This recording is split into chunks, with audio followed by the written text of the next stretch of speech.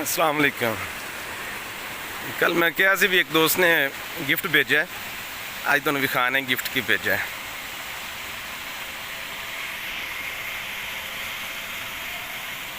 Check करो जनाब,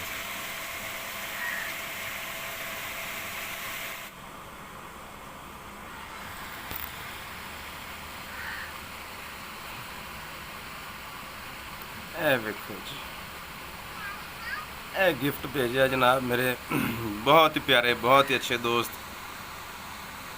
खादम हुसैन भट्टू साहब ने। कबूतर शिराजी नस्ल के कबूतर ने। मैनू कबूतरों का कोई तजर्बा नहीं, कोई पता नहीं, खूबसूरत लगते हैं, अच्छे प्यारे लगते हैं।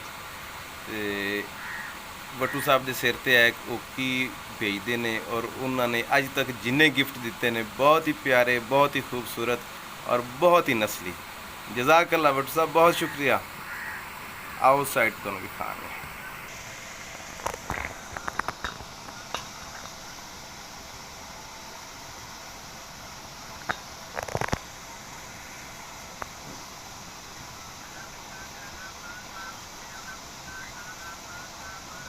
ਇਹ जनाब ब्रीडिंग पेयर है।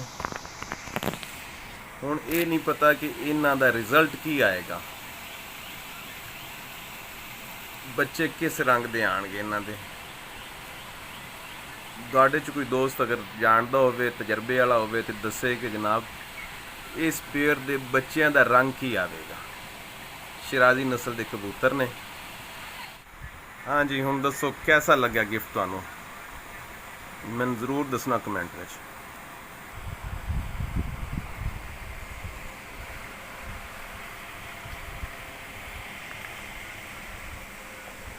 अज का व्लॉग इत्थे खत्म होंदा है। इस तो बाद हुण साडी गेम का टाइम शुरू हो गया है।